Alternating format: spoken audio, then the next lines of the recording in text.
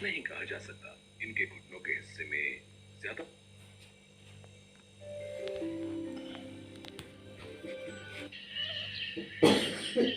सुमन ज्यादा पढ़ी लिखी नहीं थी, पर वैसे वो बहुत होशियार थी। धामपुर शहर में उसकी ससुराल थी। आजकल वो अपने बेटे पारस के साथ मायके रहने आई हुई थी। पारस, इतना दौड़ा दिया, थक गई हो बेटा, अब तंग मत करो, चलो ये एक निवाला और खाओ। सुमन बिटिया, तू जितना बोलेगी खाने के लिए ये उतना ही तुझे तंग करेगा। अपना भी तो ध्यान रखना है, 7वां महीना चल रहा है, ऐसे भागा दौड़ी ठीक नहीं। क्या करूँ माँ, खाने के लिए इसके आगे पीछे ना भागूं तो ये पूरा दिन कुछ ना खाए। रुको माँ, शायद मेरा फोन बज रहा है। हेलो माँ जी, सब ठीक तो है? आप रो क्यों रही हो? क्या नितिन का एक्सीडेंट हो गया? कौन से अस्पताल में है वो? मैं पहुंच रही हूँ। सुमन के पति नितिन का रोड एक्सीडेंट हो जाता है। सुमन अस्पताल पहुंचती है। सुमन बहू, डॉक्टर ने कहा है कि नितिन के पैरों में गहरे जख्म आए हैं। डॉक्टर, कुछ तो इलाज होगा। देखिए, अभी कुछ नहीं कहा जा सकता। इनके घुटनों के हिस्से में ज्यादा दबाव पड़ा है। माँ, मैं और मीना जरा घर जा रहे हैं। बंटी घर पर अकेला है।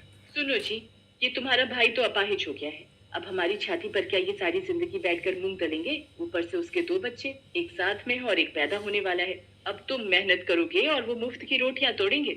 अरे मीना, तुम देखती जाओ, इन्हें घर तो आने दो। मैंने सारा किस्सा ही खत्म कर देना है। तुम मुझे इतना बेवकूफ मत समझो। मैंने सब सोच लिया है कि मुझे करना क्या है। हाँ। सुमन और उसकी सास नितिन को घर लेकर आते हैं। अगले दिन। माँ, मुझे नहीं लगता कि अब नितिन कोई काम कर पाएगा या कभी चल पाएगा। देखो ना, मेरा भी अपना परिवार है, मेरे भी अपने बच्चे हैं, है ना। मैं कब तक इसके परिवार को भी पालता रहूंगा। सुरेश, तू कहना क्या चाहता है? साफ साफ बोल। मैंने सोच लिया है, अब हम दोनों भाइयों को अलग अलग हो जाना चाहिए। हम दोनों भाइयों का कोई अपना मकान या अपनी दुकान तो है नहीं। किराए के घर में रहते हैं और किराए की ही दुकान है। मैं कब तक किराया भी भरूं और सबकी रोटी का भी इंतजाम करूं। नितिन, तू अब सुमन और अपने बच्चों के साथ दूसरे घर में रहने का इंतजाम कर ले। सुरेश, तुझे जरा सी भी शर्म नहीं आती? अपने छोटे भाई की मजबूरी का फायदा उठा रहा है। आज उसे जिंदगी ने अपाहिज बना दिया है तो तू उसको हर तरफ से लाचार बना रहा है। माँ जी, आप ये गनीमत समझो कि हम आपको यहाँ से नहीं निकाल रहे हैं, वरना फिर आप जानती हैं।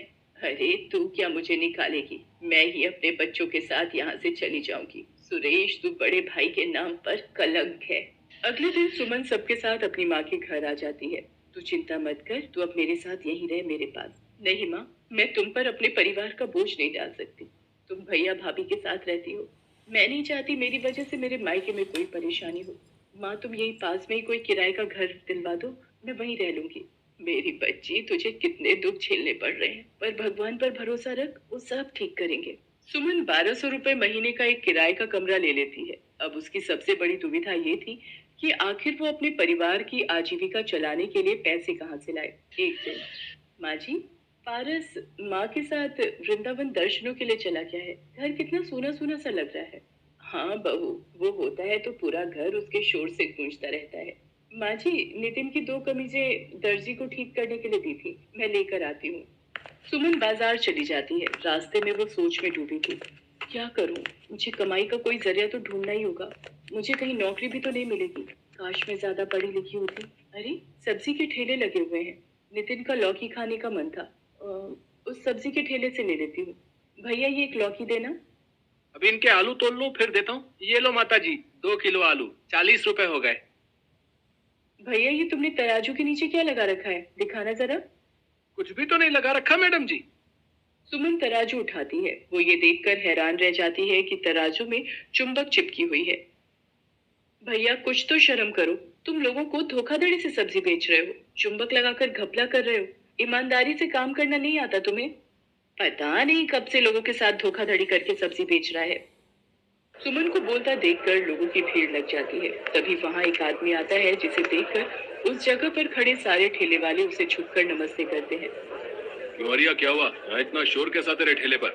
ये सब्जी वाला लोगों को ठगता है। अपने तराजू में चुंबक लगाकर लोगों से धोखाधड़ी करके अपनी सब्जी बेचता है। तेरी इतनी हिम्मत है रिया कि तुम मेरे इलाके में सब्जी का ठेला लगाता है और धोखाधड़ी करता है। मैं चाहूँ तो अभी तुझे यहाँ से हटा सकता हूँ। माफ कर दो सज्जन सेठ, आज के बाद कोई बेईमानी नहीं करूंगा। शराफत से सब्जी बेचूंगा।